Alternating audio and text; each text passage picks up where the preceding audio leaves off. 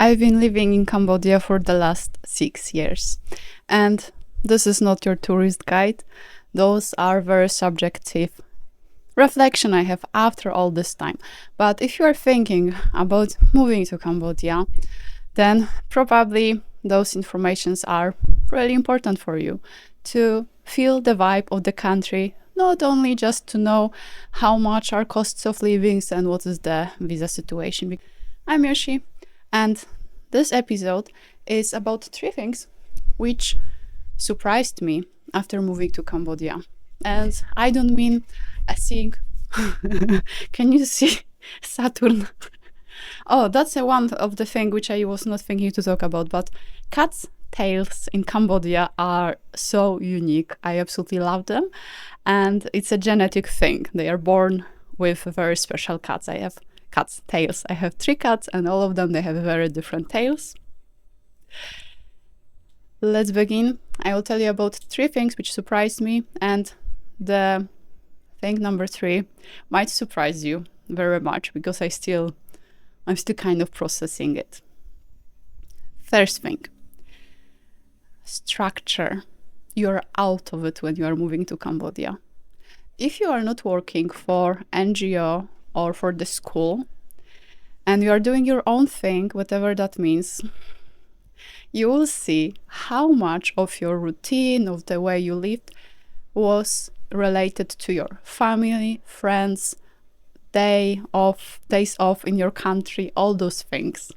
Even if you were freelancer before, you might be surprised how much more freedom you have in Cambodia. And this freedom might be your superpower or your curse. It might be really, really difficult to deal with it. You might be a person who moves here and start to sleep during the day and work at night. You also might work a lot in some periods and then don't work at all. When I moved to Cambodia, I was living on Koh Rong Samloem in the village, Empai Bay village. I was managing a vegan restaurant in that time. And I wanted to have it all. I was working from 8 a.m.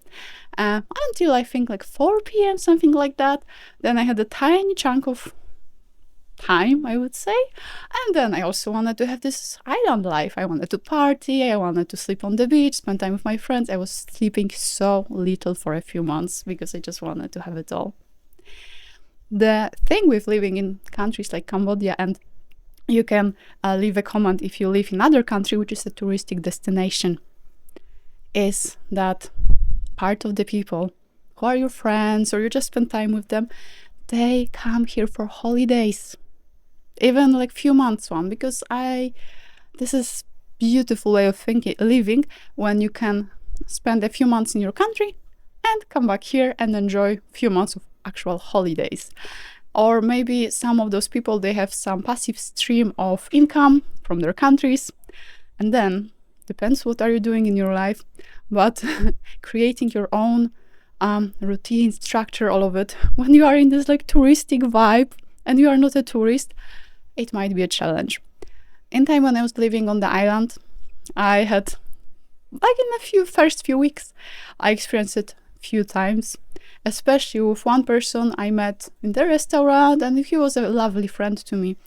And then a few times during the daytime, I was going out of the restaurant to change money because we didn't have any change, or buy some extra fruits because we finished all. And he was often there, like somewhere there. That was Empai Bay village is tiny. If you were walking from one place to the shop, you would walk. It was just one street in that time. And we will have quick hello and a little small talk, and I needed to go. And after a few times when it happened, he asked me, why are you rushing so much? Why you are always busy? And I started laughing. I said, because I'm at work. This is actually my working hours. I'm just going out because I have to. I'm working now. And he had a moment of like, true. It's an interesting experience to have. Then I also experienced the most beautiful routine I had in my life when I was waking up early. It was later when I was living in Kampot. I was waking up very early. I was doing my yoga, meditation. I was going to sleep also early, and life was so like I enjoyed it so much. And now I cannot do it because I'm working online with a time difference, and I'm just it's changing, but structure is so different here. Second thing, a bit more difficult to talk about, but I really want to. I would never think I would start accepting some aspects of life, but after moving here, I did. I will give you a few examples. I really love animals. I volunteered with animals like many times in my life. I've been a foster home for cats. I've been a volunteer with stray dogs also in Cambodia. And then life in Cambodia can really slap you in the face, because without the government support, situation of animals here is difficult. I will be not going into any details, but it is difficult. Can you imagine a country where you don't really have shelters? You have just some amazing people who are dedicating their life to help animals, children, people in need. Yeah. Then I'm accepting it now.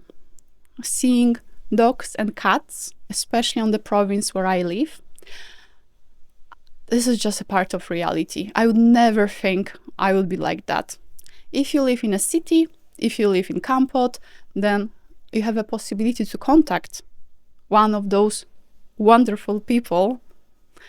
I will actually add links to their pages that you can support them if you want to. If you've ever been in Southeast Asia and you felt this is heartbreaking to see all those dogs and cats in such a horrible condition, you can contact them if you are in Kampot or Phnom Penh. If you live on the countryside, it's no one. And the reality is that if I would start taking all stray cats and dogs, it's never ending. Then that's one of the things I'm accepting. I have 3 cats, all of them are rescue. But, and this is the other thing which I'm actually fine. I didn't have anything to accept, but I know some people who are really annoyed by that, is how traffic looks like in a city. It's crazy. It doesn't bother me. It doesn't require any of my effort to accept it. I'm just fine with it. But there are things which I'm not accepting, which I'm still really annoyed or really sensitive about. I will just give you one example. It's way more than that. I live on the countryside. 2 years ago, the road here was just a dirt road, and people living here were very much used to like just slowly walking to the shop opposite to their house, kids playing on the side of the road. And about 1.5 years ago, I think, they built a proper road, and now what's happening? Cars are driving in a way which is so dangerous, and it annoys me so badly, because people here, they are not used to this type of drivers, and those drivers are incredibly irresponsible, insensitive. It's just like and I cannot do anything about it, but I really, really don't like it. I will come back for a moment to the subject of like accepting. A while ago, a few years ago, I've been in Poland, and I had a hairdresser appointment, and her stylist, she asked me, it was, I think the conversation was like, who cut your hair? Who cut your hair? Because they were so not even. And I mentioned, yeah, I live like on countryside in Cambodia, and her stylist here, he's just cutting guys' hair. He told me like he doesn't know how to do long hair, but I just asked him to do it. Anyway, and that hairstylist, she asked me about a few things related to Cambodia, and she was aware about the animals situation here. She was vegan, she loved animals. And she said something like, if she would be here, she would just help all of them. She would just do all of that. And I was really not considering my vulnerable situation, but I said something like, no, you wouldn't. It's just, you will not. And they're thinking like, am I like in danger that she will do my hair bad? She didn't. But that's the thing. after a few years of living in a place like Cambodia, you are just way more aware of reality.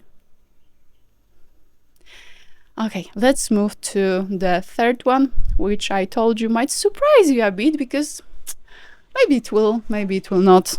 This is my experience, very subjective, not a tourist guide. When I'm out of Cambodia, people are really, really surprised that I live here. And myself, I've been surprised how big emotions it's giving to people. Doesn't matter if it's like other tourists in Thailand or Vietnam, or is it like in Poland or England, because those two countries, Poland and England, I'm spending some time there during the last few years. And I understand it. I would be the same. I would ask many questions. I would be very curious. This is like, I would ask all questions. I would make a proper interview with a person who lives in Cambodia. And sometimes quite often actually, I don't want this attention. I feel it's too much, especially when it's like a group setting. And I know if I will mention it, like someone would ask, oh, where are you living in the city? I would say, I'm just visiting for a few weeks, but I live in Cambodia. All eyes on me. And sometimes I'm in the mood, and often I'm not. Then I would just say, I live in England. And then it will be usually no following questions. I used to live in England.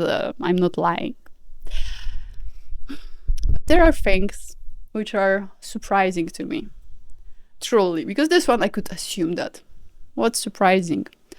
That people are having, some of them, many assumptions about me, about why I'm in Cambodia, what I'm doing here.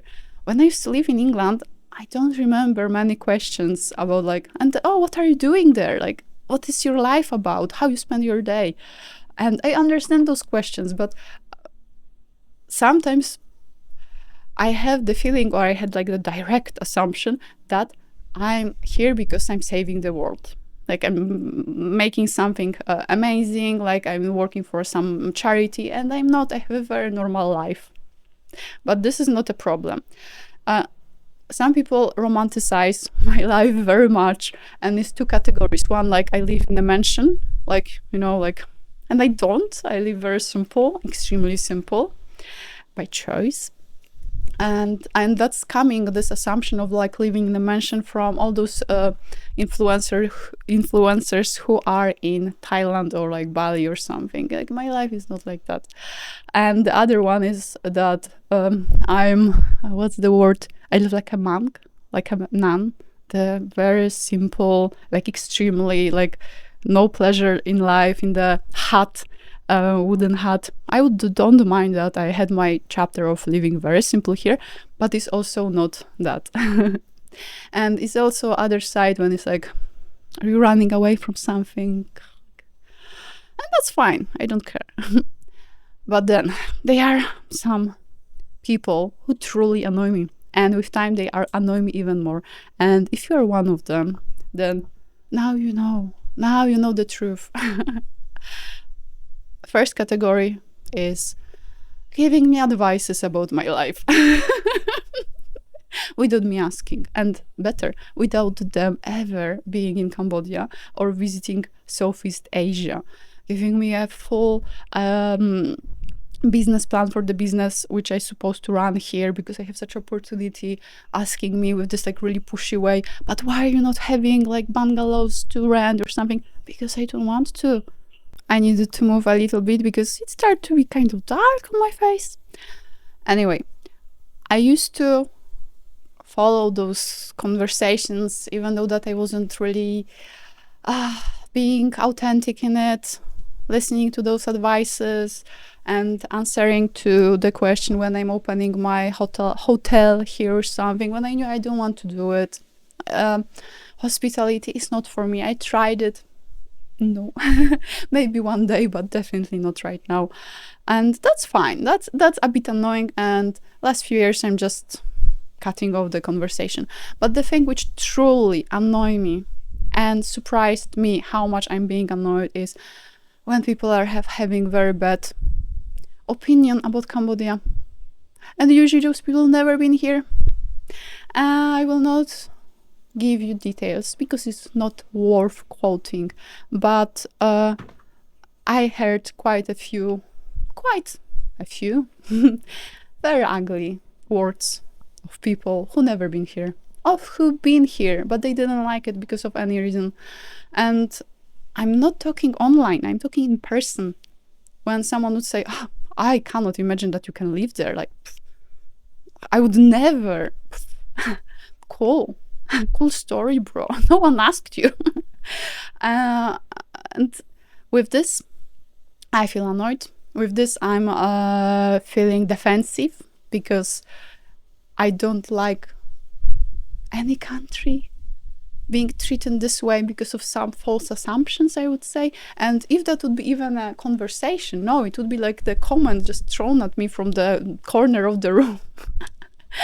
Literally, last time when I experienced it, I've been seeing a physiotherapist in Poland, and it was a man there who because the physiotherapist is really amazing guy, he was telling everyone when I've been there, oh, and she lives there, because he was like this type of person.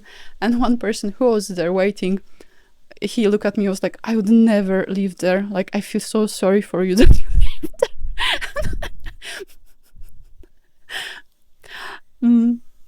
And probably because of that, I have this need of a bit of educating people, of being defensive, of maybe coming across as a sensitive when I feel that people are extremely judgmental. I don't know if it's worth it, but this is my version of reacting to it. Then that's everything for today. Thank you so much for being here. If you like it, remember to leave a like and subscribe for more. If you live for a longer time than me in Cambodia, leave a comment. Tell me what you think. Do you feel that you can connect to what I just said? I'm thinking about the next topic. It could be my perspective on safety in Cambodia, or maybe something different. If you will give me some ideas, even though that I have like 20 subjects I want to cover, then would be lovely. Anyway, see you next time. Bye!